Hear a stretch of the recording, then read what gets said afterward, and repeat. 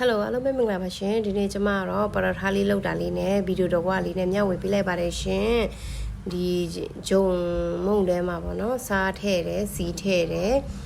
ဒိန်ဂျင်ထည့်တယ်ဒိန်ဂျင်လေးကကျတော့သူ့ကိုဟိုပါပေါ့နော်နစ်လေးဖြစ်အောင်ထည့်ထားတာပေါ့နော်ဂျုံအသားနယ်တဲ့ချိန်ကျတော့ရေနည်းနည်းထည့်လိုက်နေလိုက်ရေနည်းနည်းထည့်လိုက်နေလိုက်လို့ရတာပေါ့နော်အဲ့လို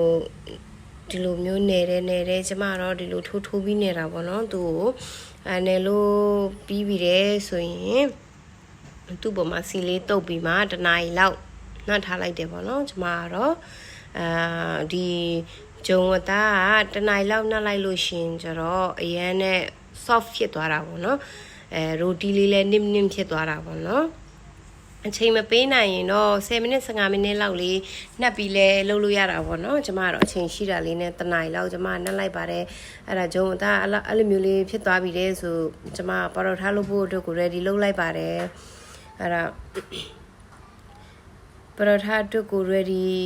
လုပ်ဖို့အတွက်ကိုကျမအဲ့လိုမျိုးအလုံးလုံးလေးအရင်ဖြတ်လိုက်တယ်ဖြတ်ပြီးမှအဲ့လိုမျိုးလိမ့်ပြီးမှအဲ့ဒီထဲမှာစီနေနဲ့လူပြီးမှဂျုံလေးနဲ့လူပြီးမှဒီလို ready လုပ်ပြီးထားလိုက်တယ်အဲ့လိုမျိုးစမြန်တယ်ပေါ့နော်ကျမအတွက်ကို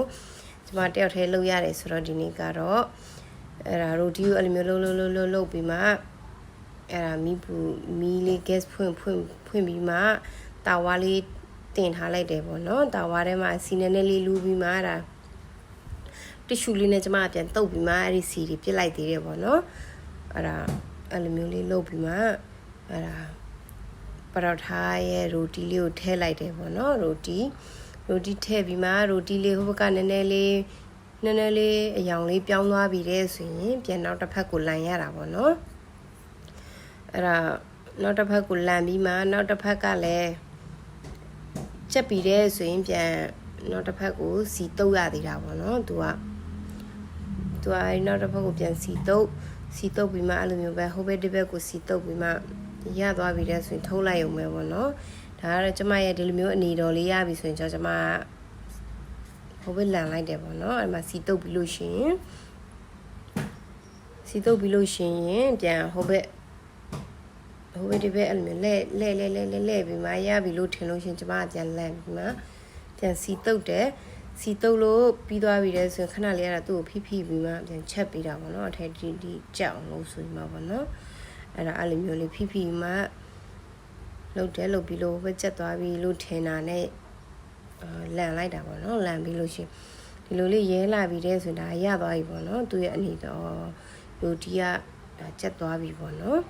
အဲ့ဒါကြက်နေတော့အချိန်မှာကျမနောက်တစ်ခုသွားယူနေရပါတော့အဲ့ဒါနောက်တစ်ခုယူပြီးလို့ရပြီလို့ထင်ဖြစ်လားမဖြစ်လားဆိုတော့ကျမနောက်တစ်ဖက်ပြန်လိုက်ပြီးကြည့်သေးတာပေါ့နော်အဲ့ဒါကြက်ပြီးတဲ့ဆိုတာနဲ့ကျမထုတ်လိုက်တော့မှထုတ်ပြီးမှအဲ့ဒါနောက်တစ်ခုပြန်ထည့်ပေါ့နော်နောက်တစ်ခုထည့်ပြီးမှဒါကျမလာပြတာပေါ့နော်ဒါသူ့ကိုဒါကျမရဲ့ roti က ready ဖြစ်တော့ပါရဲ့အရန်နစ်လေးရှိတယ်စားရတာရန်နဲ့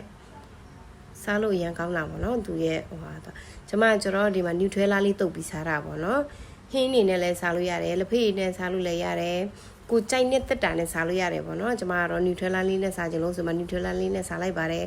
အကုန်လုံးကကြိုက်ကြပါတယ်ကျမတို့တဲ့လိုဒီလေးကိုကြည့်ရှုပေးတဲ့ညီကိုမောင်သမားတွေကိုလည်းအားလုံးကိုကျေးဇူးတင်ပါတယ်လို့ကျမကဒီကနေမြတ်တာရက်ခံပါတယ်လို့ကျမကိုအားပေးကြတဲ့ညီကိုမောင်သမားတွေကိုလည်းအားလုံးကိုကျေးဇူးတင်ပါတယ်လို့Thank you everyone နောက်ဗီဒီယိုလေးလုပ်ဖြစ်လို့ရှင်လည်းတင်ပေးပါအောင်မယ်ရှင်အားပေးကြပါအောင်ရှင်